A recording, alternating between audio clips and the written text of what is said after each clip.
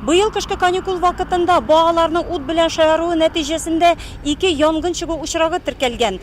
Районның 125-нче янгын частына алынган мәгълүматларга караганда, ел сайын җәйге каникул вакытында нәкъ менә укучыларның ут белән шаяруы нәтиҗәсендә 5-6 янгын чыгу очрагы теркәлә икән.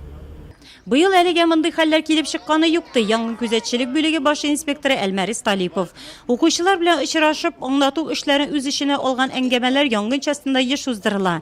Чираттагысы Урта Камышлы мәктәбе укучылары белән берлектә үткәрелде.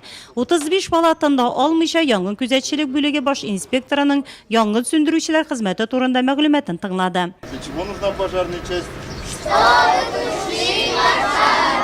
Укучыларга без каникул вакытында ут белән шаярмаска, янгын чыккан очракта үзеңне ничек тотарга кирәклеген әңгәмәләр вакытында аңлатабыз.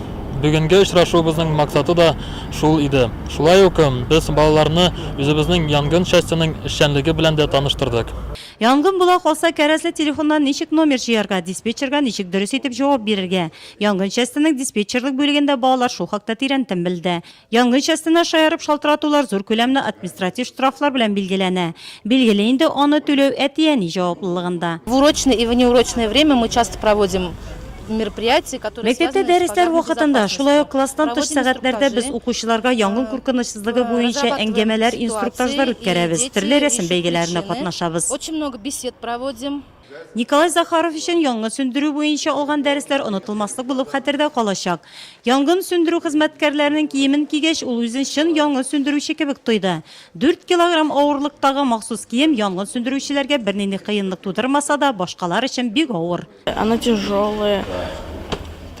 Бу форма бик авыр, перчаткалар кулны кыса. Мин үземне бу киемнән чын янгын сүндерүче итеп тоям. В этой форме я чувствую себя настоящим пожарным. Бу көнне балалар янгын сүндерүчеләрнең эшчәнлеге белән һәр яклап танышты. Ут белән шаяруның төрле аянычлы нәтиҗәләр китереп чыгарасын әлеге очрашудан яхшы аңлады алар. Я знаю, что нельзя играть со спичками и зажигалкой. Мин шырпы белән уйнарга ярамаганлыгын беләм. Шулай иде кичкенә балаларны караучысыз калдырырга ярамый. Чөнки алар ут белән уйнап янгын чыгарырга мөмкин. Миңа биредә диспетчерлык бүлеге ошады. Ялган шалтыратулар өчен 30 000 сум күләмендә штраф биреләсен белдем. Миңа биредә бик ошады. Пожарную часть. Балаларны кеше яшьтән үк янгын куркынычсызлыгы кагыйдәләренә өйрәтү аеруча мөһим. Статистика мәгълүматлары буенча кайбер янгыннар балаларның ут белән шаяру нәтиҗәсендә килеп чыга. Быел кышкы каникул вакытында килеп чыккан 2 очракта шуңа бәйле.